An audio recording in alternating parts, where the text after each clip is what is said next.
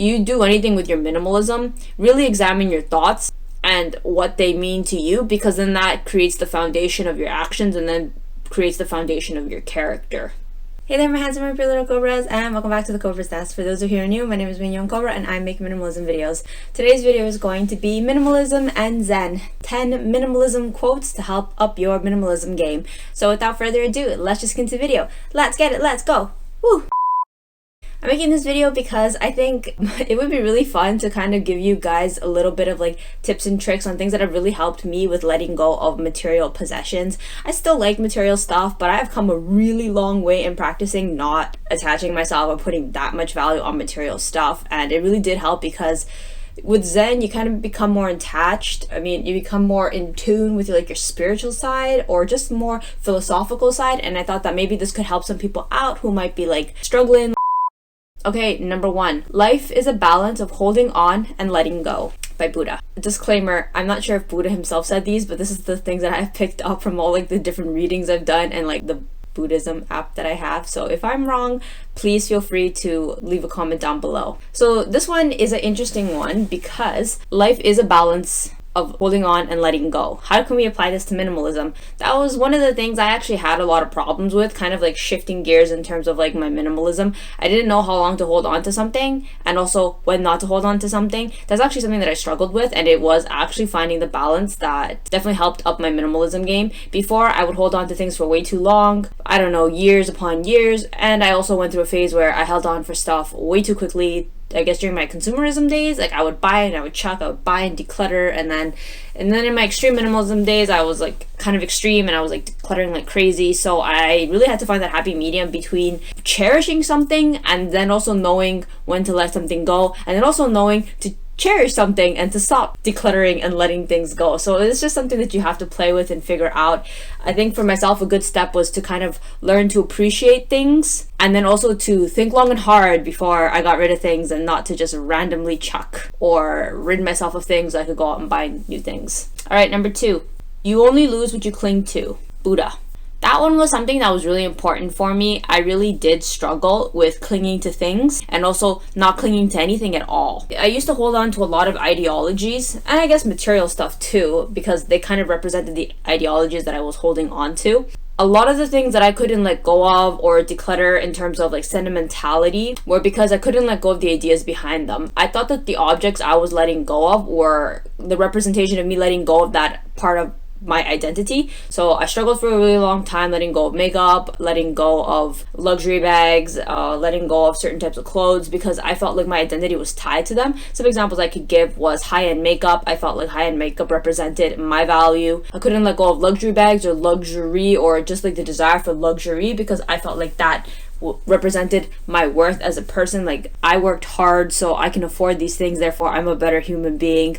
And just a certain type of clothes that I used to buy, like really tight fit clothes, and I felt like that represented the fit me, but I'm fit regardless of what I wear. So you only lose what you cling to. This one is a really interesting one because I'm not sure how I could apply this to other areas of minimalism in terms of physicality, but I definitely use this to apply this to how to be more minimal with my relationships with people. I used to really cling to this idea of love and I guess what people meant to me, and I used to like hold on to people really tightly. But after I started implementing this a bit more in my life, I stopped trying to hold people and wanting them to do what I wanted them to do, and more of like letting them go. And I felt a lot more peace and zen when I started to do that. Just let people do what they gotta do and respect their decisions. And it has definitely helped with my minimalism game in terms of like letting go of wanting things to be a certain way, clinging to things a certain way, because I found that the more that I clung to it, the more that it slipped my grasp. A good analogy would be like trying to hold water. If you grasp water, it'll fall through your hands, but if you cup it gently, you can hold water. And I think that applies to many areas of life. Just objects, like if you really want something, it consumes you, and so you essentially lose something in the process of clinging to something. So that could be applied to any physical object in your life or any relationship in your life. You shouldn't cling to things, hence decluttering. All right, number 3, do not look for sanctuary in anyone except yourself, Buddha. This one was a really powerful one for me because up until I really started to look at minimalism and more of the like mental decluttering that I did, I still placed a lot of value and sanctuary in material possessions, and it really did like slow down my minimalism journey because I still did find sanctuary in my material stuff. And at the end of the day, you can't find that peace or that sanctuary you're looking for in anything but yourself. In my minimalism, I found that you are not your stuff, you are not your career, you are not your physicality, you're not any of the things that you think you are. So once you stop placing those things as you or as your sanctuary or as like your foundation, you can finally free yourself up to peace because you will realize you are still you regardless of those things. Number 4, watch what you say, and whatever you say, practice it. Soyen Shaku.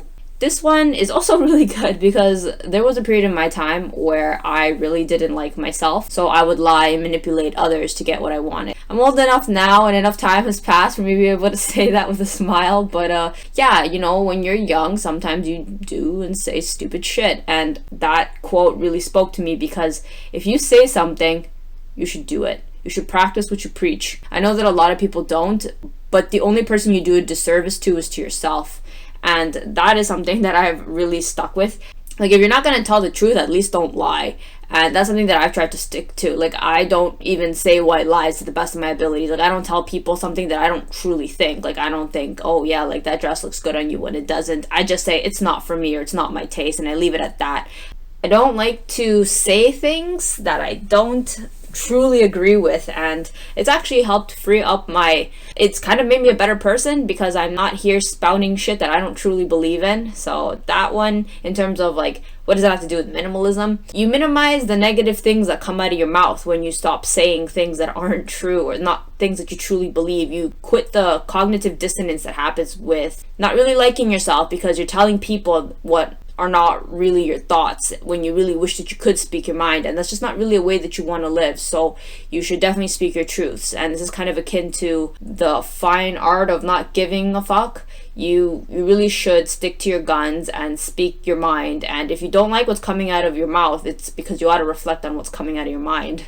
Number 5, the resistance to unpleasant situations is the root cause of suffering. Ram Dass. This one is really big. I think this one is more of a Buddhism principle than particularly a Zen principle, but it's one that's really helped me with my minimalism game because I used minimalism to strip away a lot of pain and suffering, and through stripping away pain and suffering, I ended up stripping away a lot of things too that were kind of like an attachment. I know it's like really philosophical, but I guess like on practical terms, just to kind of like make it more simple, when I stripped away makeup, I didn't just strip away makeup, I stripped away my identity and my clingingness to wanting to look a certain way, and that was just stemming from suffering and fear of like not being pretty. So once I stopped trying to resist the idea that, you know what, I may not be pretty or I don't need to be pretty, once I stopped resisting this unpleasant situation of me not particularly being pretty, then all of a sudden I didn't have to cling or attach or feed my addiction to makeup because I was addressing the root of my suffering. So it's the resistance to hard situations that kind of cause our suffering, and I've definitely implemented that in my minimalism. Anytime I come across a situation where I just feel like this is unpleasant and I don't want to suffer and I don't want to do it, I just tell myself not wanting to do it is what's causing me the true suffering. It's better to just like do it and I will actually end up suffering less. That type of resilience is what makes you stoic, and stoic I think is a very powerful tool and a very helpful tool to develop because you essentially stop being a wuss. Number 6, as a snake sheds its skin, we must shed our past over and over again. Buddha. I love this quote. I always tell Will this quote over and over again. Like, anytime I feel like my life is changing or I'm changing or something's changing or something happens that's out of character, I always tell Will, I'm like, it's like a snake shedding its skin. And snakes shed their skins quite often. Like, it's not, at least I don't think it's an annual thing, but I mean, the point is that it's a reoccurring thing. It's not like a one-time thing. And so what does that have to do with minimalism? I thought that once I did my initial minimalism declutter that was it. Like, I did the first declutter and now I'm a minimalist and now it's over, now I'm done. I can go home now. But it turns out that's like not actually the case. That's not really how it works. Like, if anyone has been on a minimalism journey for quite some time, I think maybe a couple years plus, you will see that like your minimalism and who you are does evolve over time. Like, if you've been following my channel for these past 4 years, you will see who I used to be then, and I was a minimalist then, to who I am now. I feel is different. Like, we're always changing and we're always evolving, and it's embracing that change that lets us grow with our minimalism. Because if I just clung to the first stages of my minimalism, I wouldn't be enjoying the fruits of my labor in this current beautiful moment. So yeah, I think don't be afraid to shed your skin, and don't be afraid of change. It's perfectly normal, and we don't have to stay the same. It's part of life to change and grow. Number 7, to study Buddhism is to study ourselves. To study ourselves is to forget ourselves. Dogen Zenji. I know that's more like a Zen principle, and it's one of those like koan, there's really no answer, it's like a paradox type of thing. But what does this have to do with minimalism? That's what happens with minimalism. When you strip away, when you start focusing on stripping away things from yourself, you eventually reveal the core essence of who you are. And it's a really beautiful thing to discover, but it's a very painful thing to discover, because a lot of us don't want to go there. A lot of us don't feel comfortable taking off the mask. Society has provided us with lots of masks and band-aids to tape up what we feel is wrong with us, when in reality there's nothing wrong with us. And it isn't until we like strip away those things in the form of our material possessions that we realize, hey, this is me, like this is what I believe I am. And once you find that out, all of a sudden you realize that that too is also a mask, and it just like blows your mind once you realize that you're not what you think you are what you want to be. And it's good job, minimalism is kind of like taking the clothes off of a mannequin and seeing the mannequin for what it is, and realizing that the mannequin is just a mannequin and you can dress it up in any way that you want. Well, it's the same thing with minimalism. When you take away and you declutter all of the things, you realize, it's a blank canvas. So you start to put back on, and you start to put back on the things that you want. And that's just the art of studying ourselves. And once you study yourself, you forget who you are, because you realize that you are anything and everything and nothing at all. All right, number 8. For things to reveal themselves to us, we need to be ready to abandon our views about them. Thich Nhat Han. I'm really, really sorry if I'm pronouncing his name wrong. I always see his name written, and I'm always so embarrassed to say it out loud. Yeah, if you follow the extreme minimalist, Johan, she calls him her mentor, and that really speaks to me a lot. I started to do more like research on him. I started reading his short stories. He's a Vietnamese monk, and his stuff is amazing. But anyway, coming back to this point, yeah, in order for things to reveal themselves to us, we need to abandon our views. So this one is kind of in the realm of mental declutters. If you guys have watched my videos, I do a lot more mental declutters, or talk about it more, and less so about my material possessions, because I've kind of found, at least with minimalism, it's not really about the material stuff, but more about what you're decluttering in your mind, because our possessions are just physical representations of our stuff. So for things to reveal themselves to us, we need to strip away what we think about it. Like, what are our assumptions of things? And once we declutter those things that we didn't know were going to come to us. Let me think of my makeup as an example. I was really scared to let go of my addiction to makeup, because I thought that I don't want to let go of makeup. I'm going to turn into an ugly prune who doesn't wear makeup. But it took me having to abandon these fears of who I'd become if I didn't have makeup for me to realize a lot of things about myself that I didn't know were there. Like, I didn't know I had fears, and I didn't know I had certain insecurities, but that only came about because I had to let go of my views about what I thought were that, regardless, makeup, clothes, money, relationships. Sometimes we need to abandon them, we need to let go of them, and once we let go of them, it will reveal to us more things about it than we actually thought we knew. Number 9. Holding on to anger is like grasping a hot coal with the intent of throwing it at someone else. You are the one who gets burned. Buddha. This one is a really big one, because one of the mental declutters that I struggled with was letting go of anger. I think I'm more like a passive aggressive type of angry person. I feel really embarrassed to tell the internet this, but I'm the type of person who doesn't really voice my anger when things don't go my way or people have hurt me. I just keep it in, and I just tell myself, it's okay.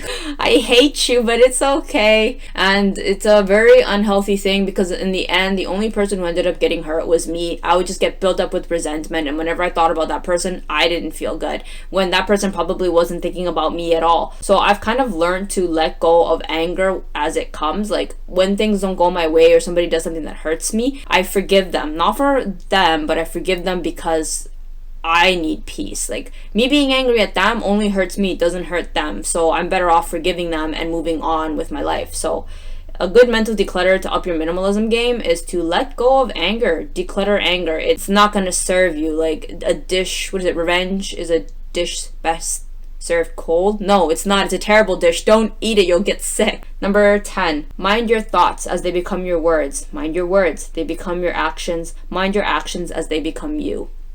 Buddha. Seems like Buddha was pretty busy under the cherry blossom tree. He has a lot to say.